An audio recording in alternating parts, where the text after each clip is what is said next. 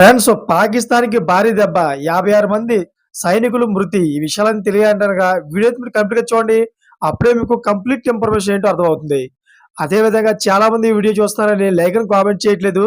దయచేసి లైక్ అని కామెంట్ చేయండి. లైక్ అని కామెంట్ చేయడం వల్ల ఈ ఇన్ఫర్మేషన్ అంతా మనం చాలా మందికి తెలియజేసేవాళ్ళం అవుతాం. అదే విధంగా చాలామంది సబ్స్క్రైబ్ చేసుకోవడం మాత్రం మర్చిపోతున్నారు. దయచేసి సబ్స్క్రైబ్ చేసుకోండి. సబ్స్క్రైబ్ చేసుకోవడం వల్ల నేను చేసే ప్రతి ఒక్క అప్డేట్ మీరు ముందుగానే పొందగలుగుతారు. ఫ్రెండ్స్, బలూచిస్తాన్ లిబరేషన్ ఆర్మీ పాకిస్తాన్‌కు చుక్కలు చూపిస్తోంది. తాజాగా 56 మంది పాక్ సైనికులను హతమార్చామని బిఎల్ఏ వెల్లడించింది. పాక్ ఆర్మీ కాన్వాయ్‌పై తుపాకులతో దాడులు చేసినట్లు వార్తలు వస్తున్నాయి. పాక్‌లో 44% ఉన్న తమ భూభాగాన్ని 1948 మార్చి 27న పాక్ బలవంతంగా కలుపుకుందనే కారణంతో బలూచ్ పోరాటం చేస్తూనే ఉంది. ఇదిలా ఉండగా బలూచిస్తాన్ నాయకులు ఇప్పటికే తమ ప్రాంతాన్ని స్వతంత్ర దేశంగా ప్రకటించుకున్నారు. కానీ ఈ ప్రకటనతోనే బలూచిస్తాన్ ప్రత్యేక దేశంగా గుర్తింపు పొందదు. పాక్ నుంచి విడిపోవడం బలూచిస్తాన్‌కు అంత సులభం కాదు.